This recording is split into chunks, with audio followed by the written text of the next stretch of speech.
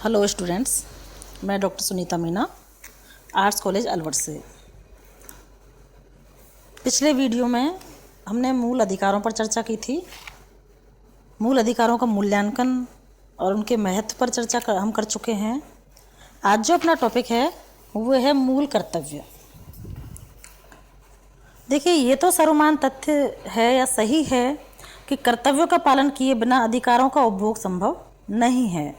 तो हमारे संविधान निर्माताओं ने सोचा कि भारतीय नागरिक राष्ट्रीय आंदोलन के उच्च आदर्शों से प्रेरित हैं, अतः उनमें कर्तव्य बोध सदैव ही जगा रहेगा और वे अपने कर्तव्यों का पालन करते रहेंगे।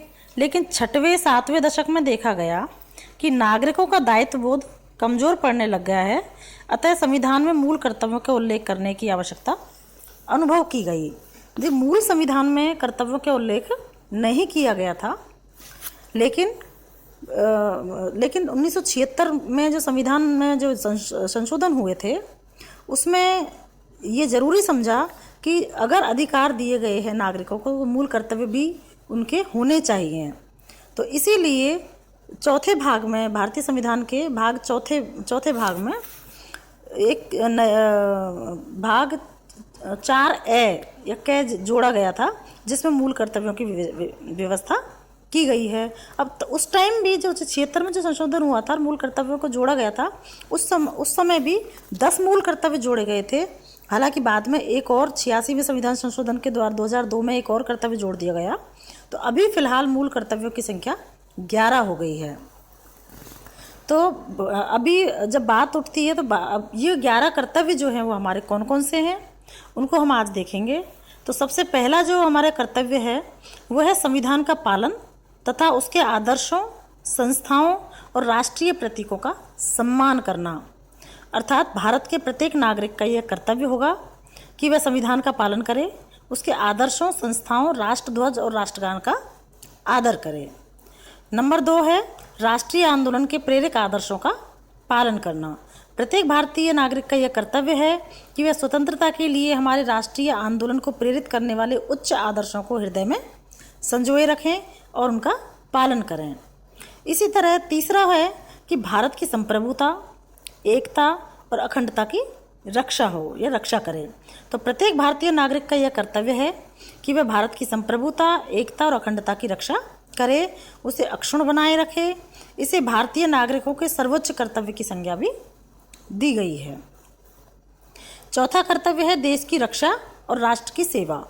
अर्थात प्रत्येक नागरिक का यह कर्तव्य है कि वे देश की रक्षा करे और बुलाए जाने पर राष्ट्र की सेवा करे। 5वां है भारत के लोगों में समरसता और भ्रातृत्व की भावना का विकास। भारत के सभी भागों में समरसता और समान भ्रातृत्व की भावना के विकास करे, जो धर्म, भाषा, प्रदेश या वर्ग पर आधारित सभी भेदभाव से परे हो और ऐसी प्रथाओं का त्याग करे जो स्त्रियों के सम्मान के विरुद्ध हो। इस प्रकार 2 कर्तव्यों का बोध कराया गया है: समस्त भारतीयों के मध्य समरसता और भ्रातृत्व की भावना और स्त्रियों का सम्मान करना। नंबर 6 पे आता है समन्वित संस्कृति और गौरवशाली परंपरा की रक्षा। हमारी भारतीय समन्वित संस्कृति और गौरवशाली परंपरा का महत्व समझे और उसका संरक्षण करे। ये प्रत्येक नागरिक का दायित्व है। नेक्स्ट है प्राकृतिक पर्यावरण की रक्षा करना और सभी प्राणियों के प्रति दया भाव रखना। प्रत्येक नागरिक का कर्तव्य है कि प्राकृतिक पर्यावरण की, जिसके अंतर्गत वन, झील, नदी और वन्यजीव भी हैं, उनकी रक्षा करे और उनका संवर्धन करे तथा प्राणी मात्र के प्रति दया भाव रखे। नंबर 8 पे आता है वैज्ञानिक दृष्टिकोण, मानववाद और ज्ञानार्जन का विकास। अर्थात प्रत्येक नागरिक का यह कर्तव्य है कि वैज्ञानिक दृष्टिकोण अपनाए, मानववाद और ज्ञानार्जन तथा सुधार की भावना का विकास करे। नंबर 9 पर है सार्वजनिक संपत्ति की सुरक्षा और हिंसा से दूर रहना। अर्थात प्रत्येक नागरिक का यह कर्तव्य होगा कि वह सार्वजनिक संपत्ति की सुरक्षा करे और हिंसा ना करे या ऐसे कोई कार्य ना करे जिससे सार्वजनिक संपत्ति को कोई नुकसान हो। 10 पे आता है व्यक्तिगत तथा सामूहिक उत्कर्ष का प्रयास। प्रत्येक नागरिक का यह कर्तव्य है कि वह व्यक्तिगत और सामूहिक गतिविधियों के प्रति क्षेत्र में उत्कर्ष की ओर बढ़ने का सतत प्रयास करे, जिससे राष्ट्र निरंतर बढ़ते हुए प्रगति और उपलब्धि की नवीन ऊंचाइयों को छू सके। नंबर 11 पे जो 86वां संविधान संशोधन हुआ था 2002 में, उसके आधार पर अनुच्छेद 51 क को संशोधित करते हुए 11वां मूल कर्तव्य जोड़ा गया था, जिसमें है कि माता पिता या संरक्षक का यह कर्तव्य होगा कि 6 से 14 वर्ष की आयु के अपने बच्चों को शिक्षा के लिए अवसर प्रदान करे।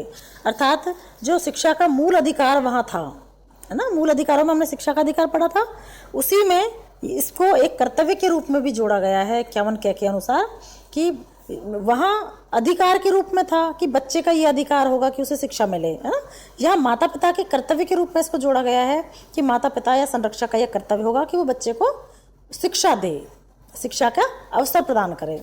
तो इस प्रकार आज की डेट में भारतीय संविधान में 11 हमारे मूल कर्तव्य हैं, लेकिन अगर इन मूल कर्तव्यों की मूल्यांकन अगर हम करते हैं तो कहीं ना कहीं आपको ये देखने को मिलेगा कि नागरिकों में, चाहे हम चेतना का अभाव कहें या कर्तव्यों के प्रति कहीं ना कहीं एक नीरसता की बात करें या उल्लंघन की बात जो है वो कई बार सामने अपने को देखने में आती है। तो उसके देखिए कई सारी चीज़ें हैं।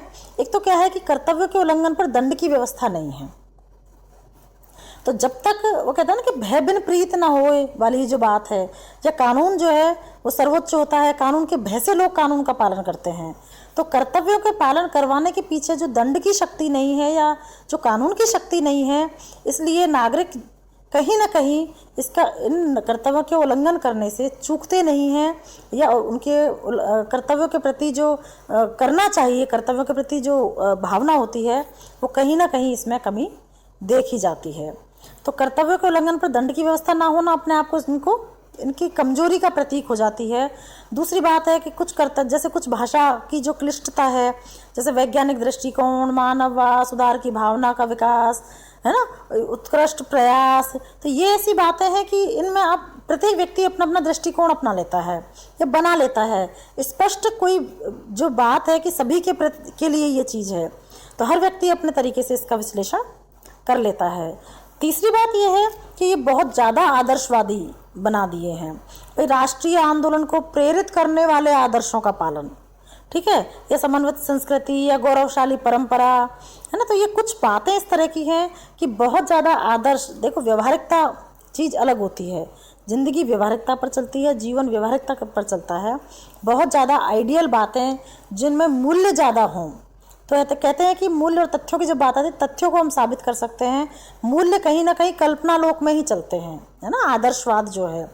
तो इस तरह से आदर्शवादी विचार इसमें ज़्यादा को डाला गया है। अपन कहें कि आदर्शवाद को ज़्यादा इसमें पुट हमें दिखाई देता है।